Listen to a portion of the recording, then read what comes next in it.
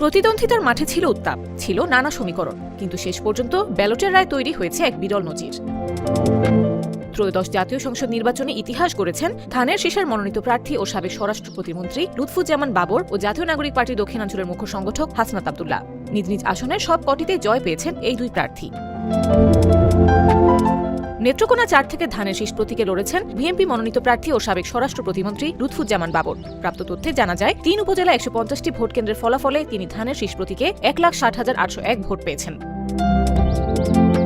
তার নিকটতম প্রতিদ্বন্দ্বী বাংলাদেশ জামাতে ইসলামী মনোনীত প্রার্থী আল হেলাল তালুকদার দাঁড়িপাল্লা প্রতীকে পেয়েছেন ৩৯,৮৪০ ভোট, অর্থাৎ সব আসনেই জয় ছিনিয়ে নিয়েছেন বাবর। এদিকে কুমিল্লা ৪ আসন থেকে বেসরকারিভাবে ঘোষিত ফলাফলে ১১৬ কেন্দ্রের সব কটিতেই জয়ী হয়েছেন হাসনাত আব্দুল্লাহ। তিনি সর্বোচ্চ ১,৬০,৫২৬ ভোট পেয়ে বিজয়ী হন। তার নিকটতম প্রতিদ্বন্দ্বী বিএনপি সমর্থিত গণ অধিকার পরিষদের ট্রাক প্রতীকের প্রার্থী জসিমউদ্দিন পেয়েছেন ৪৯,৬৪৪ ভোট। সহকারী রিটার্নিং কর্মকর্তা উপজেলা নির্বাহী কর্মকর্তা রাকিবুল ইসলাম বৃহস্পতিবার রাত ১০:৩০টায় এ আসনের ১১৬টি ভোট কেন্দ্রের প্রাপ্ত ফলাফলের ভিত্তিতে আনুষ্ঠানিকভাবে এ ঘোষণা দেন। রাজনীতির প্রেক্ষাপটে এমন ফলাফল সচরাচর দেখা যায় না।